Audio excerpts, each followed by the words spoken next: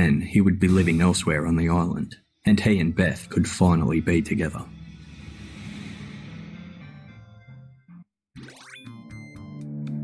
The Camerons' farm was in the town of Ventnor on the southern coast of the island, with the family's farmhouses backing onto the cliffs out to Bass Strait. Marnie and Ian's house was less than 1 kilometre from Fergus and Vivian's. Each morning around 7:30am, Fergus would commence his farm duties, and most mornings he would return to the house around 9am. Their eldest son Jack, not his real name, was 8 and was in school, and their youngest son Adam, also not his real name, would either be taken by Fergus to kindergarten or go back with him to the farm, and Vivian would go to work at the community centre.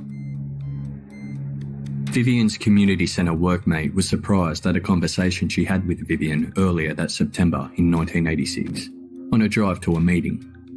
Vivian's friend had heard rumours of Fergus's affair, but still thought Vivian seemed okay.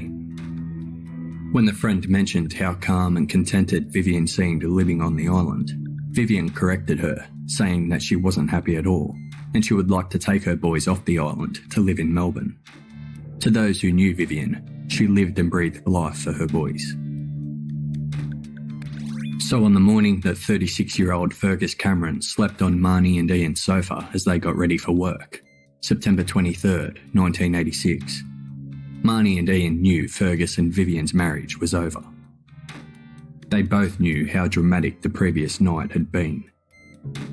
Fergus would wake with the knowledge that he would be able to tell Beth that he was finally able to be with her without sneaking around behind everyone's backs.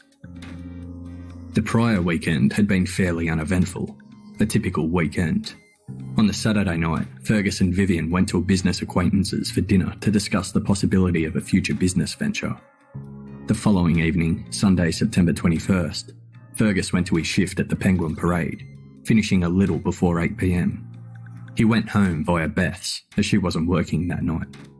She had taken a 2-week break from both the Penguins and the farm to assess her life and work out what she wanted to do. Beth wasn't well. She'd had the flu, which turned into a sinus infection, and her local doctor, Dr. Paul Flood, had prescribed antibiotics. Fergus described her as despondent that night. She was feeling low and questioned their relationship. She said she couldn't see any change in their situation, but Fergus assured her that he had spoken to Vivian about separating, and it was just a matter of timing. They had sex, and Fergus went home just after 9pm. This was the time that Vivian assumed Fergus finished his shift at the Penguin Parade. Fergus spent the rest of the Sunday night on the phone making business calls, which was normal.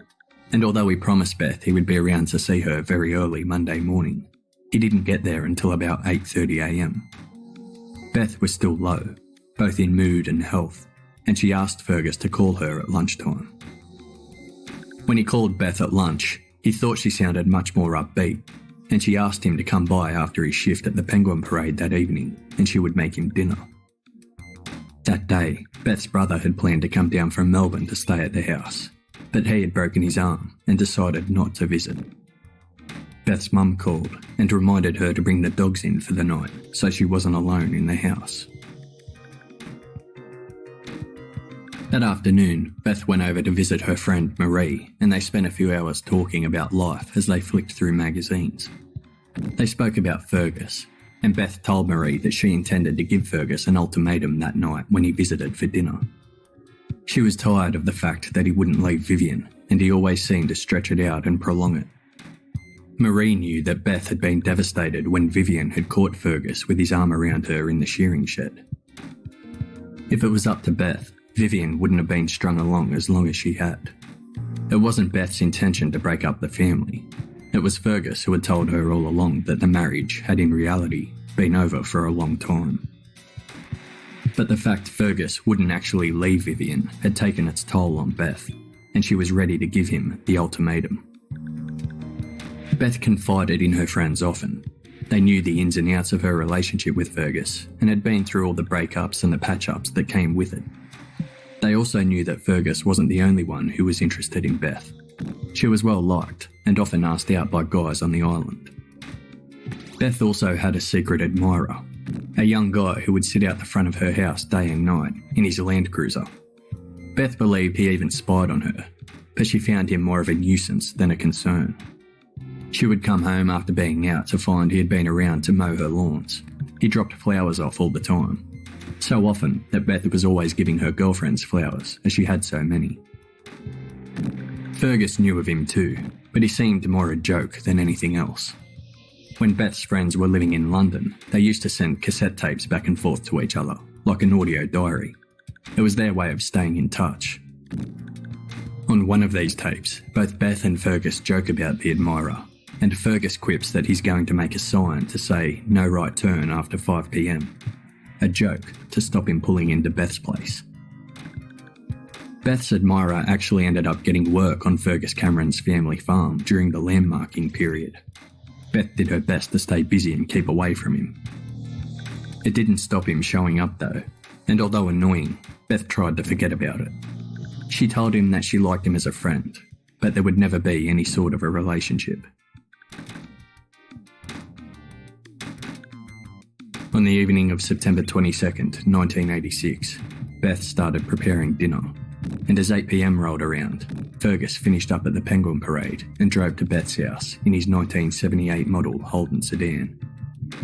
He drove up her driveway with his headlights on and parked in the backyard at an angle to the large gum tree. Upon hearing Fergus's car, Beth came to the back door, which Fergus didn't think was locked. He had spoken to her a few times about being more safety conscious and told her to keep the door locked, but she didn't listen. She had dogs on the property that she always let in for the night to keep her company and for protection. They lay in front of the heater in the living room and talked. Fergus felt they were being more optimistic than they had of late. Beth told him she was planning on heading up to Melbourne either later that night or early in the morning. She was staying with her parents and going to a concert with some friends.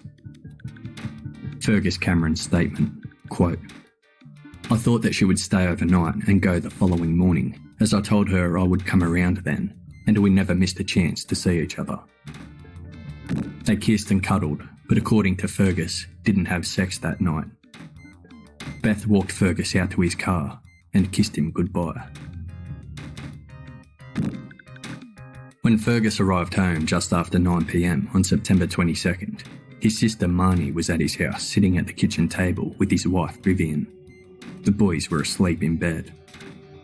When Fergus walked through the door, neither woman looked very happy. Fergus described Marnie as very agitated, and Vivian was visibly trembling. Marnie had called the Penguin Parade an hour earlier at 8 p.m, looking for Fergus, as she wanted to